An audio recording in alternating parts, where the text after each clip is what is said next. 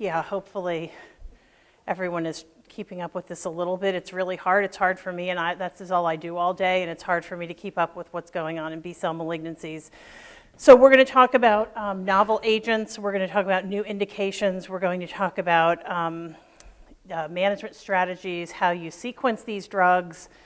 There's really a whole lot happening here. So just to put this in context, this is sort of a pie chart of the most common mature B-cell malignancies. I'm going to be focusing mainly on CLL, SLL, follicular, diffuse large cell, but we'll be hitting mantle cell and marginal zone too. So hitting a big piece of this pie, essentially ignoring T cell and plasma cell disorders.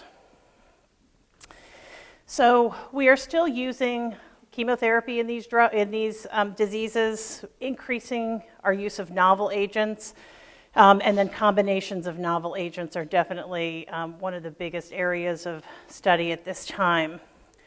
So if you feel like you're having a hard time keeping up with B-cell malignancies, this is just a very simplified, and hopefully you guys have these slides because I've tried to give you resources here too. Just some timelines, so not only the initial approval of drugs, but then they come in one disease and then they get approved in other diseases, and there's really a whole lot happening here, as you can see. This is really why so much is happening, because we've figured out targets and drugs that will hit these targets. You can see here the ibrutinib, acalabrutinib, our BTK inhibitors, our idelalisib, duvelisib, copanlisib, our PI3 kinase inhibitors, and Dr. Krill Jackson talked about PI3 kinase activity in breast cancer as well. And then we've got down here Vanetta Clacks, which is our BCL2 inhibitor. So you can see that these agents hit different parts of these pathways, signaling pathways, and so combining them is going to be a big focus of future research. So these are I'm really trying to focus here on novel agents because everyone knows CHOP, everyone knows those regimens. This is really what's new. So our BTK inhibitors, we've got ibrutinib and acalabrutinib, our PI3 kinase. We started with idelalisib, and now we have copanlisib and duvelisib. We've got Vanetta Clacks as our BCL2, and then our immune modulator, lenalidomide, which is being used in a host of B-cell malignancies now. So let's start with BTK inhibitors.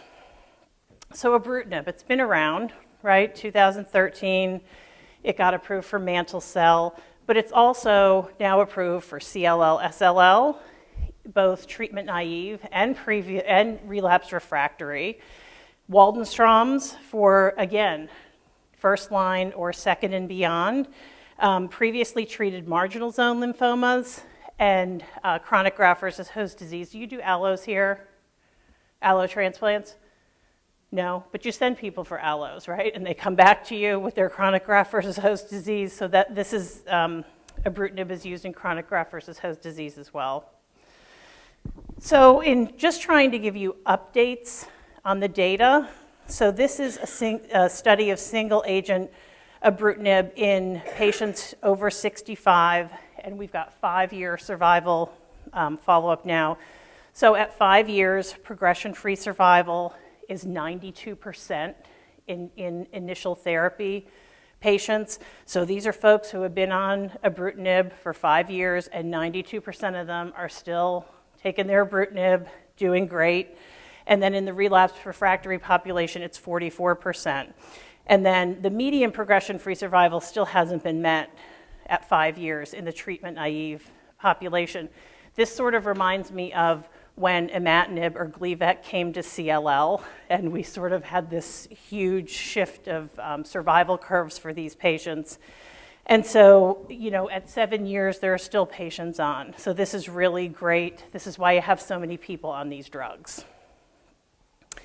So in looking at untreated elderly patients, at 4 years, there is a significant progression and death risk reduction for these patients. And this was a study that looked at ibrutinib versus chlorambucil. But again, The older patients doing great. You've got lots of them here in South Florida, your older folks. And then the discontinuation rate due to adverse events is also quite attractive in these patients too. 65% of them have continued on. So then let's look at this, pitting these drugs against chemotherapy, right? Because when we got bendamustine for CLL, that was a wonderful thing, right? We didn't have to use fludarabine all the time anymore. We got bendamustine. So this study looked at older patients, and they got ibrutinib Rituxan or bendamustine Rituxan, and these were older folks, newly diagnosed. So as you can see here, and there were 3 arms to this, I'm sorry, single agent ibrutinib plus Rituxan, or BR. And as you can see here, this is progression-free survival here, and the ibrutinib folks definitely have a better progression-free survival, but there are 2 little lines there. There really was no difference between those who got rituximab with the ibrutinib versus those who didn't. So not giving lots of rituximab with your ibrutinib for CLL patients, this is the data that supports that. But definitely better than BR. And, you know, essentially a lot different toxicity. I don't want to say less, but different toxicity. And we're going to get into that too. So this might be the most exciting ibrutinib data that has come, and this came at ASH this year. So this study looked at ibrutinib and rituximab versus FCR in young patients with CLL, newly diagnosed. So you know we've sort of saved FCR for this population, our young folks, giving them our most aggressive therapy. You know FCR, lots of cytopenias, lots of side effects, lots of issues. And if you look at this, so right now with the data we have, the red line is the ibrutinib and rituximab arm. It appears that it is more efficacious, and this is really a potentially practice-changing set of data that is coming out now. So we're all excited to keep getting more follow-up data, but this is really going to change how we're treating our younger patients, which is really wonderful. So in Mantle cell, so this was the study that got it approved, single agent rituximab in relapsed refractory Mantle cell, overall response rate 67%, and then the median overall survival is about 22 months. But then this segues into the activity of Vanetta Clacks in Mantle cell, and adding those 2 things together, and this continues under study, but when you add Vanetta Clacks to it, you get over about 70% overall response rate. So really trying to improve upon these great drugs and getting more bang for our buck out of them. So marginal zone lymphoma. This is really a redheaded stepchild, right? You don't hear anything about marginal zone lymphoma because there is really no established standard treatment for these patients. This is not a large volume subtype of lymphoma, but we now have a drug that we can specifically use for this patient population in the relapse refractory setting. And again, you're going to see here the dosing is a little different, and I've got a slide a little later that shows you, or actually it was on the first slide, I showed you the dosing by the disease type or the indication. But for these folks, almost 50% overall response rate, and the duration of response not reached at 19 months. So again, this is a great option for this set of patients that we really don't have good established standards for. So chronic graft-versus-host disease, and you're not seeing huge numbers of these patients, but just so you know, when you're sent, where do you send them to Miami? Where do you send your patients for allo? Moffitt, Miami, somewhere else, right? So chronic graft-versus-host disease is one of the major toxicities of allotransplant, and ibrutinib changes how T cells interact, specifically IL-2, which is T cells are the driving force behind graft-versus-host disease. And so for patients who don't respond to steroids, we don't have good options for them. And as you can see here, there's a 67% response rate in patients who have failed steroids and sustained response for upwards of a half a year, 20 weeks. But this is how this got approved for chronic graft-versus-host disease. So now, just when you think you have your head wrapped around ibrutinib, we now have acalabrutinib, right? Are you guys using these drugs? Who's using these? No one's using these. No one. Really? Okay. Yes? Who's using them? Okay, good. Okay, so if you're not using them, go back and ask why you're not using them. But also, I wonder, are your practices using them and you just don't know this is happening because the patient gets the prescription and gets handed the prescription and goes? Do you think that's what's happening? Could be. Okay, well let me tell you, that is a very common thing for nurses, oncology nurses, not to be aware of all the patients getting these drugs. But you're the ones taking the calls, right? Patients call. Who's part of answering phones when patients call? Okay, more people, right? So when they're on these drugs, you sort of need to know what they're all about and what the side effects are. But the thing that really is most scary to me is that all of you are the biggest patient advocates, and if you're not aware these people are out there on these drugs, I don't think anyone takes better care of patients than oncology nurses, and if you're out of the loop, we probably could be doing a whole lot better with these patients than we do. But now we have acalabrutinib, which is a second-generation BTK inhibitor. It is currently approved in Mantle cell. It's on the NCCN guidelines in CLL, SLL. This is a twice-daily drug. So in Mantle cell, remember our overall response rate for ibrutinib was about 67% in the relapsed refractory setting. Here it's 81%, and we're seeing complete responses, which is wonderful. And then we're going to talk about safety a little later. But so this is how this drug got approved. And then in CLL, in the relapse refractory setting, overall response rate of 97%, right? Look at that. These are great drugs. I guarantee your patients are getting these. I hope your patients are getting these because these are good drugs, and I'm hoping that you're just not aware that your patients are getting them. And then the safety profile is good with acalabrutinib. So looking at treatment-naive CLL, this was a small study, and again, these were treatment-naive patients. Overall response rate, 90%. Okay, so these are really great drugs. We're going to talk about AFib and aflutter later, but low incidences of this. So this is really appears to be safe and efficacious in CLL as well as mantle cell. So let's look at this. I know you have patients getting these drugs, right? So I know you do.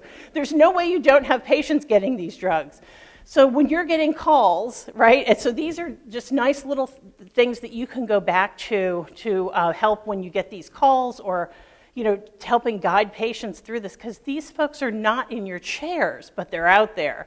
So one of the classic things with BTK inhibitors is this transient lymphocytosis. So what happens is the nodes actually shrink and the lymphocytes from the lymph nodes push out into the peripheral blood. So you know you have these patients with CLL who bring their 15-year graph in of their lymphocyte count. Do you have those people? Those retired engineers, those, you know, numbers folks.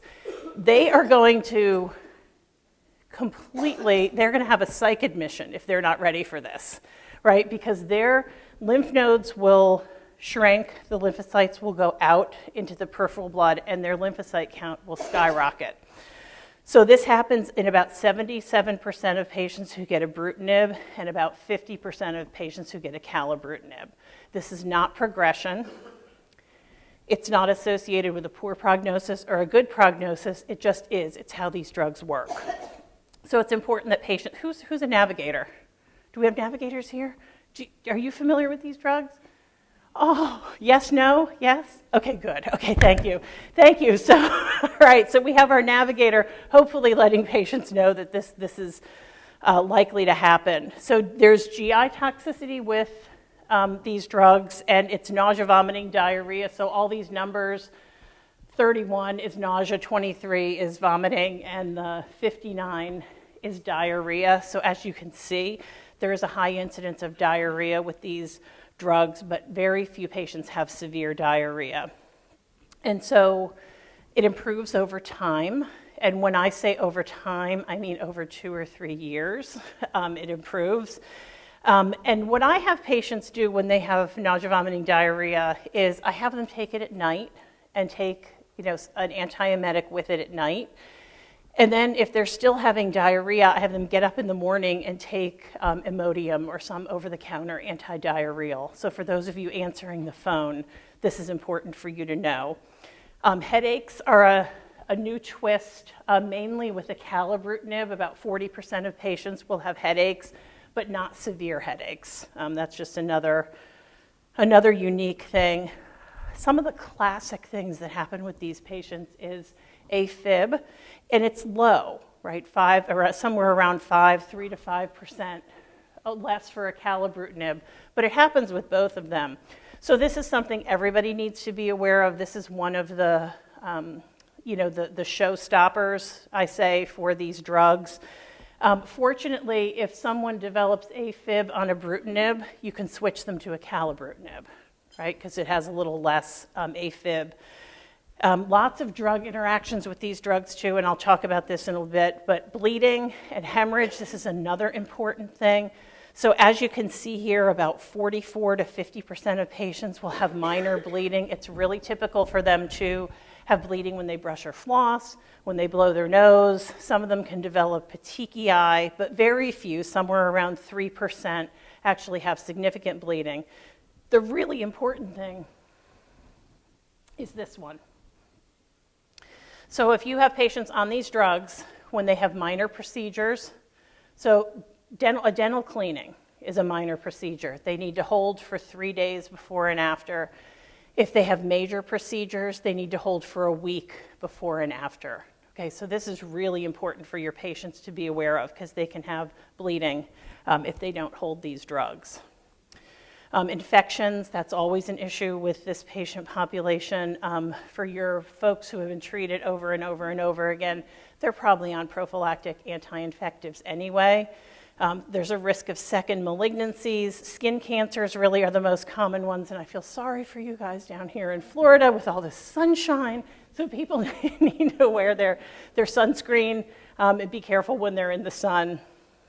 And then hypertension is an issue with ibrutinib, not reported in acalabrutinib. So hopefully this is helpful for you to have these little grids. This is the dosing based on the disease or the situation for both of these drugs, ibrutinib and acalabrutinib, and then this is just a roll-up of what I just talked about. But you can see on the bottom, lots and lots and lots of drug-drug interactions. I don't know how you keep track of this in your practice, but this is a real challenge.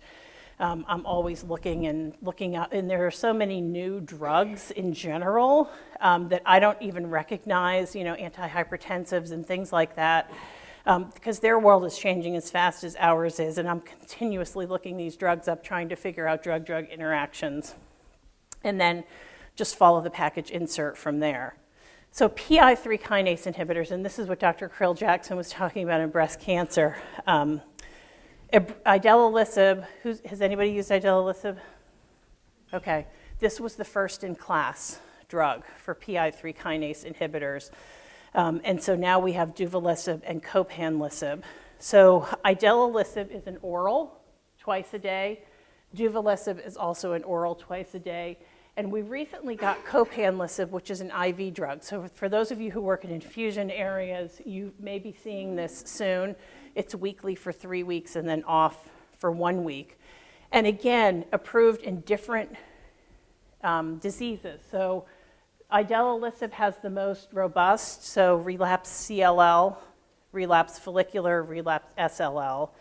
Duvelisib is relapsed or refractory CLL, relapsed or refractory follicular, and then copanlisib is just for follicular at this point. And then also, we can use it for marginal zone. So duvelisib was recently approved based on this data. It was the DUO trial. And so this is kind of foggy here, but the first set of data here is overall response rate, and then it's nodal response. So as you can see, the overall response rate is somewhere about 74% in these patients, which is wonderful, and lots of nodal response. And then let me just say, here's another study that looked at mainly follicular lymphoma patients, and this population had a 42% overall response rate. But then in terms of sequencing, you can see here that patients who had received bendamustine previously responded less favorably to duvelisib. So as we get more of these drugs, the sequencing is going to have to be fleshed out of what do you use first, what do you use second, what do you use third, and which doors close if you use drugs in different orders. So copanlisib, and I'm excited to have an IV option because now they get back in your chair and they're there, right? Not only they're there, you get to interact with them now, and I think we lose out on that when we're giving these oral drugs without an infusional need. So copanlisib is approved in relapsed refractory, or it was studied in relapsed refractory lymphomas. It has been, most of these, the dark blue, sort of blue, this color, are the folliculars. So you can see this is disease response. So most of these are that dark blue. So follicular lymphoma responds very well to copanlisib. And I've just started using this, and hopefully you're going to see it soon. So this, again, is a roll-up of these drugs, the doses, the schedules, the most common adverse events. As you can see, the idelalisib, it has immune-related, immune sort of like toxicity with colitis and pneumonitis and things like that. Duvelisib and copanlisib, not so much of that. Again, lots of drug-drug interactions with these agents. So unique adverse events, so diarrhea, you can see here is actually highest with copanlisib. And then just follow the package insert on what to do there. Pneumonitis is an issue for all of these drugs. Hepatitis, so following transaminases and things like that are important for these, and follow the package inserts with holding and dose reducing. The unique one for copanlisib, and this is the one, remember the patients are going to be in your chair because this is an IV drug, they can develop hyperglycemia. And so lots of our older folks have diabetes. As you can see here, it peaks about 5 to 8 hours after the infusion, and then it rapidly goes back to normal. So unless your patients are starting out with really poorly controlled diabetes, you can easily work them through this. They're going to have a little spike, about 8 hours after the drug, and then it goes back to normal, and they're getting it weekly. So this is really not a huge deal, but it's something that your diabetics need to be aware of. Hypertension is another one. About 25% of our copanlisib patients will develop hypertension.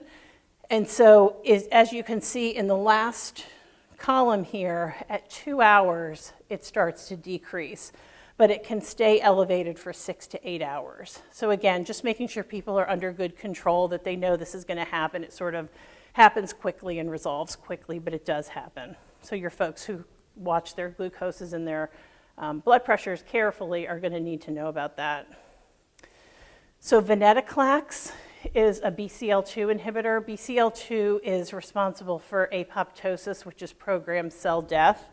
And when BCL2 is altered, cells think that they should live forever. They don't have their normal lifespan programmed into them, and Vanetta Clacks can fix that. So it is currently approved for CLL, SLL, second line or higher, and it just came for AML, which I'm not talking about, but we've got these patients out here too with not good treatment options. So these are the very old folks with, these are your 80-year-olds. We now have an oral option for them, and it's on the NCCN guidelines for mantle cell.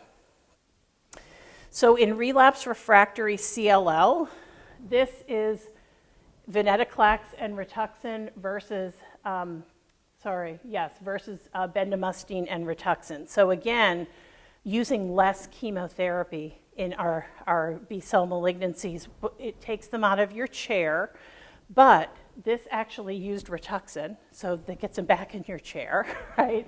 So as you can see here, the top line is the Vanetta Clacks and Rituxan. And the really exciting part about this is not only was it a better regimen, but they get Rituxan monthly for 6 months, and then they stay on Vanetta Clacks for 2 years and stop it. So to date, these had all been open-ended, that as long as you were responding to them, you stayed on them.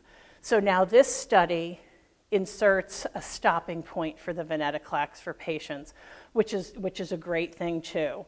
Again, progression-free survival, 84% in the Vanetta Clacks Rituxan, 36% in our BR patients.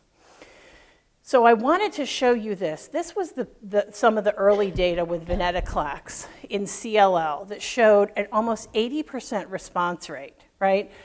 The biggest thing with Vanetta Clacks is in these early trials, there were some patients that died of tumor lysis syndrome.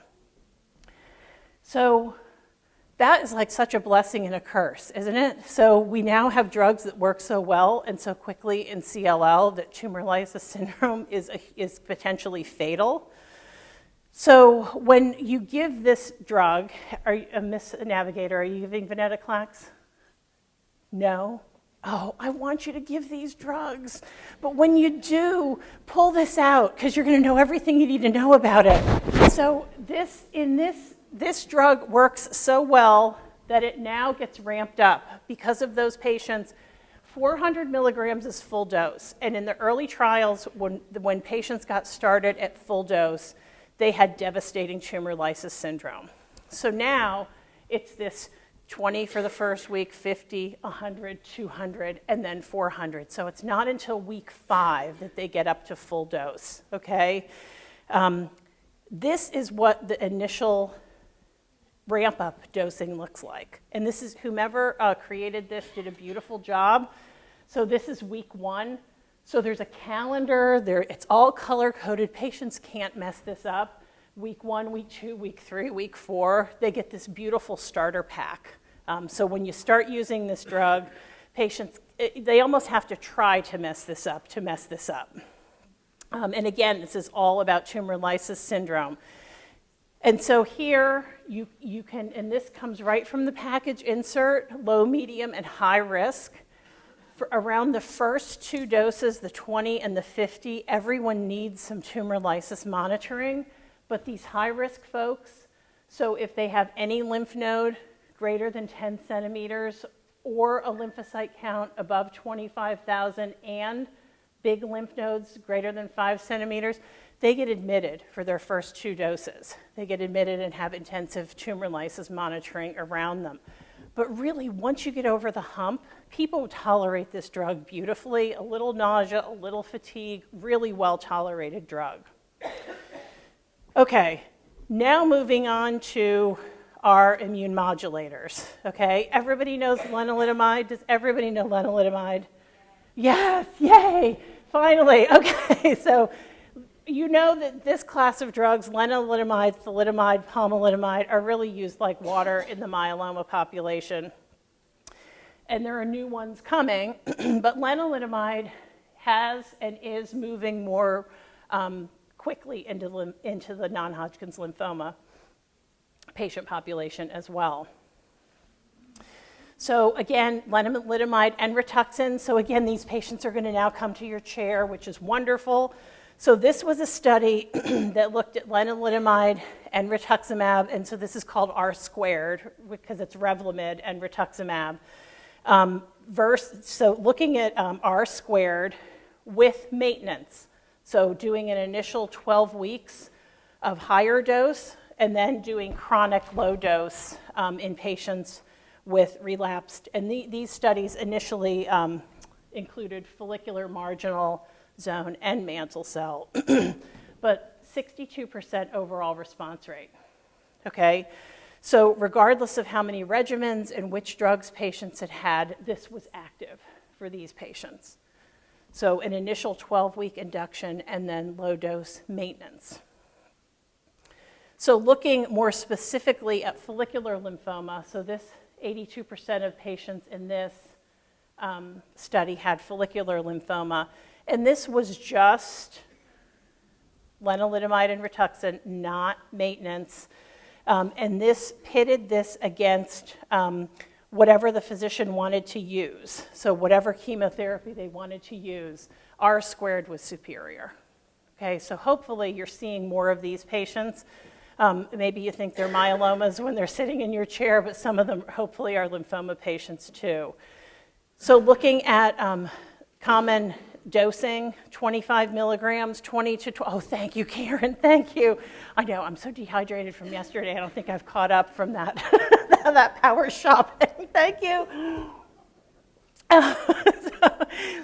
So 20 to 25 milligrams is the most common starting dose for these patients. And these are the common side effects. But you guys know this because you're giving this to myeloma. They are not different for lymphoma than myeloma. The one thing that is the most different is this two things. Rashes.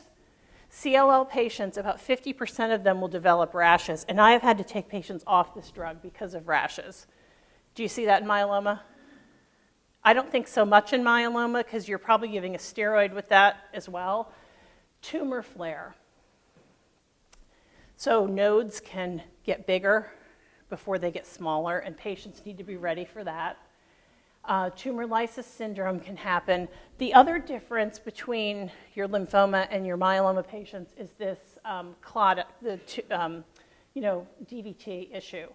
So your myeloma patients are probably on Lovenox. They're on real anticoagulation. In the lymphoma world, aspirin is typically used. So it's not, it is a risk, but not as big as myeloma. So mantle cell, it's active in mantle cell, and this is a 5-year follow-up study. So 64% progression-free survival and 77% overall survival at 5 years. So again, very active in mantle cell lymphoma. Hopefully you're seeing these patients in your chairs. Again, the whole point of this is we are now able to offer patients with many of these B-cell malignancies chemo-free treatment options over and over and over again. So we've now got multiple layers of options for these folks. Again, this looked at R squared versus lots of R chemo options. And as you can see, this is response rate. So 58% for non-chemo are R squared, 53% for chemo. But again, more nausea with chemo, more neutropenia, more growth factors, more of lots of side effects that our patients don't want to have. So in follicular lymphoma in general, you've seen in CLL and mantle cell, we're using these new drugs like water.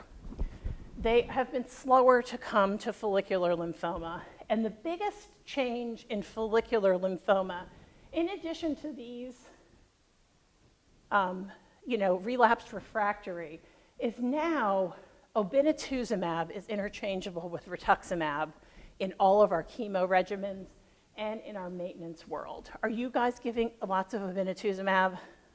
Yes or no? Raise your hands. Yes? Okay, good. So this is why this is happening.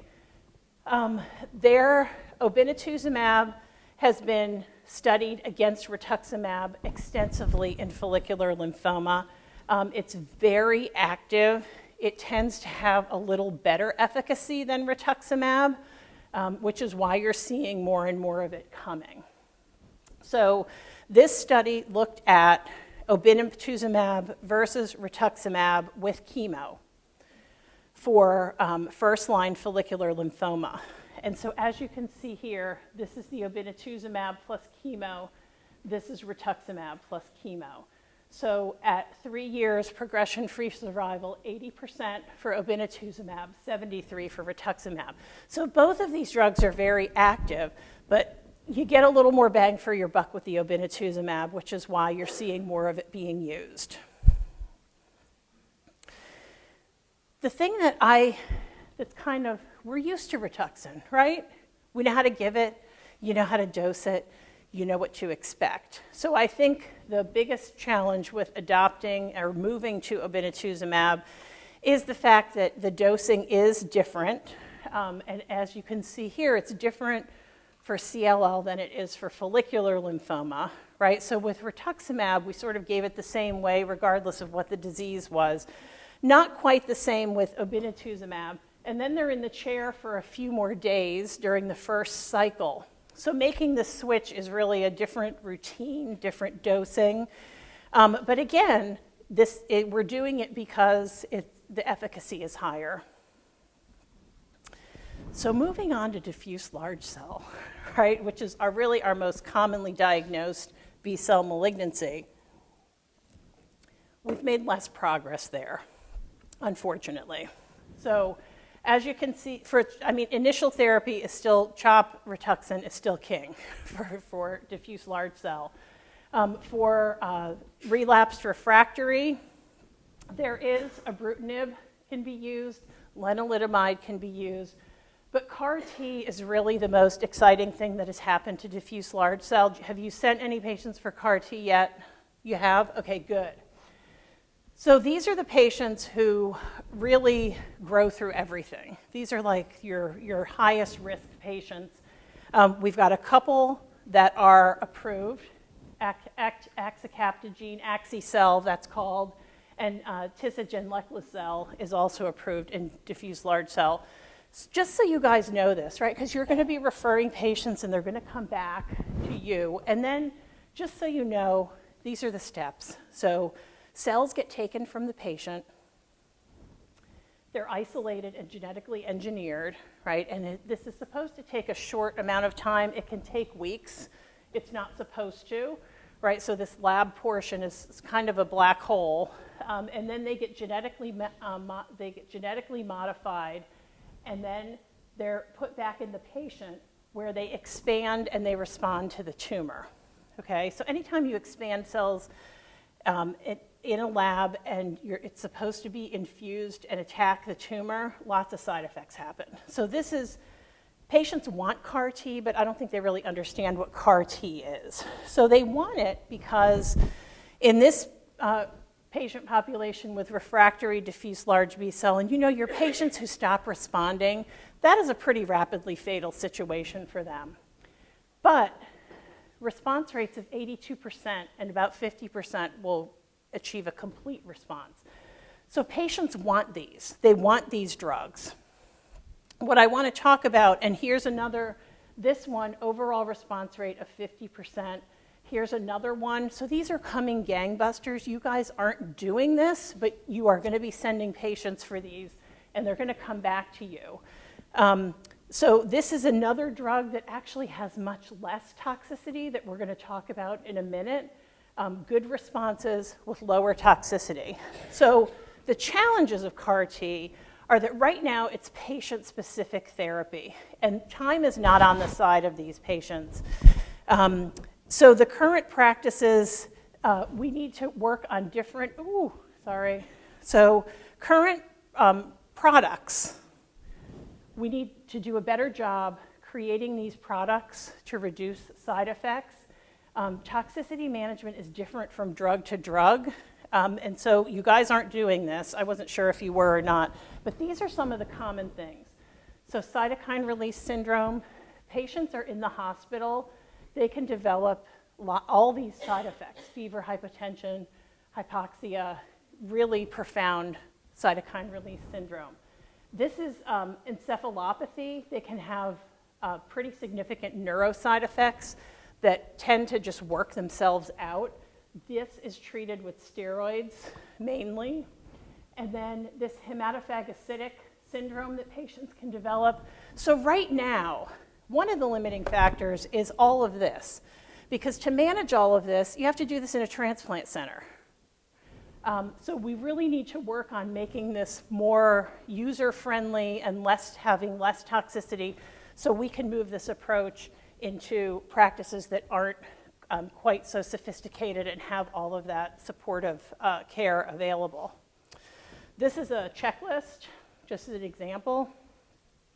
So patients get Cytoxan and fludarabine, and then they get their drug, and then you're just looking for the havoc that this is causing. And so I'm sorry you guys aren't doing this, but you will be sending patients for CAR-T, and we're trying to do a better job to have patients not be so sick. So in conclusion, there are so many studies going on. They've been great. We now have all these novel agents for these diseases that I know you guys, I know your physicians are writing these prescriptions and handing them to patients, and your navigators taking care of it. But they're out there and they're getting these drugs. We need to do a better job understanding their safety profiles, sequencing them. Each of them really does have a unique toxicity profile. And so all of you are really the backbone of education. You've got your navigator doing this, but I really hope you guys are seeing these patients and are going to be interacting with them, because these are really good drugs. And hopefully the next time I come, everyone is familiar with them. Okay, right? Because you guys are really the ones that are so critical in adherence and monitoring and all those things. But anyway, thank you. Does anybody have questions? Yes.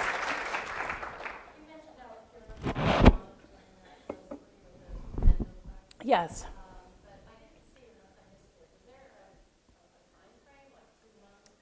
So it's with each dose escalation. So because you guys aren't doing this, I didn't really get into this, but you need a baseline, a pre, so before the dose, 6 to 8 hours after the dose, and 24 hours after the dose. And so what I do is I have patients go the day before. I have them get blood drawn the day before. I have them take their new dose at like between 6 and 8 in the morning, and then we see them in the afternoon. I see them, they have their labs drawn, and then if their labs look okay at 6 to 8 hours, they just come back and get a quick blood draw the next day. So you can sort of reduce the fanfare to make it just sort of routine blood work, just checking. But there is little to no tumor lysis syndrome with this stepped up dosing. So it sounds really scary, but it's really not. It's just hoops that you need to jump through and make sure that patients are safe. But the risk of tumor lysis syndrome has essentially been eliminated with this stepped up schedule. Does anybody else have questions? Okay, well, thank you. I hope you have a great day.